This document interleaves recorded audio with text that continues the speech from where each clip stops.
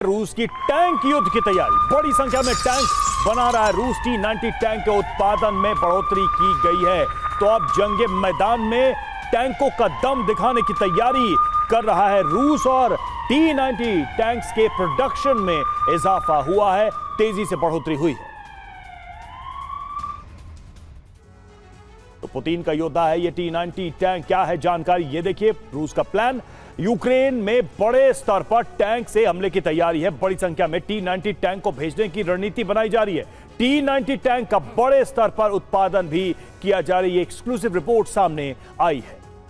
अब देखिए 2022 की बात करें, सेना को 65 से 85 टैंक मिले हैं और 2023 की बात करें तो 140 से 180 टैंक्स का उत्पादन हुआ है।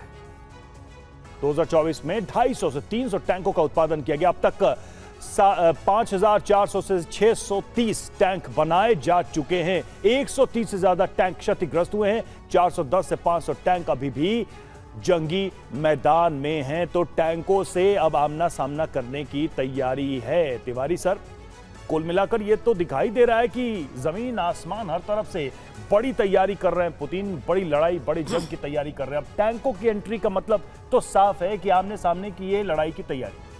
बिल्कुल रवि, बिल्कुल सही कहो। देखो, जिस एरिया में जहां पर लुहांस को छोड़ के बाकी जो 4 प्रदेश थे जहां उन्होंने कहा था हमें कब्जा करना है, तो आर्मी के थ्रू खाली फुट सोल्जर से आगे बढ़ने में उतनी कामयाबी नहीं मिलती जितने आर्मर्ड पर्सनल कैरियर हो या टैंक से होती है। इस जो टरेन जो है वहाँ का यूक्रेन और रशिया का बॉर्डर का जो टरेन है वो टैंक से बहुत ज़्यादा सूट करता है और टैंक से स्पीड भी आगे बढ़ती है। अभी मेन जो रीजन था, इसे डर रहे थे बिकॉज ऑफ द इनके जो ड्रोन्स थे, यूक्रेन के ड्रोन से ये टैंक आगे नहीं बढ़ पा रहे थे। उसको डिस्ट्रॉय करने में, डिस्ट्रक्ट करने में ये रशिया काफ़ी आगे हो गया है। तो अब टैंकों की मदद से वही एरिया कब्जा करने में रशिया की आसानी होगी। एक पॉइंट और ऐड करना चाहूँगा, जिस तरीके यूक्रेन पास यूरोप के और अमेरिकन टैंक आए और तबाह हुए, तो मार्केट वैल्यू रशियन टैंक्स की बढ़ गई है। तो T-20 का एक्सपोर्ट भी करेगा और रशिया पैसा भी कमाएगा। टैंक तो अत्यंत महत्वपूर्ण है आज के ज़माने में अगर आगे बढ़ना है तो इस टरेन में टैंक जो है T-20 ये अपना पहले भी सिद्ध कर चुका है। अब बाकी कई देशों में इस टैंक की महात्म सिद्ध हो चुकी है कि कितने महत्वपूर्ण है, कितने सक्षम रहे हैं।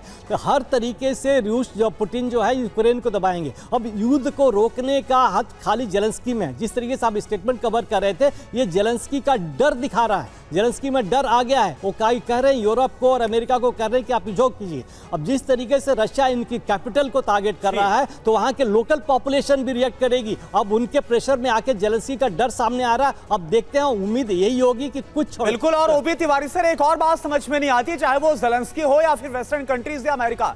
एक तरफ शांति के प्रस्ताव की बात करते, सीजफायर की बात, और दूसरी तरफ लगातार हथियार दिए चले जाते हैं।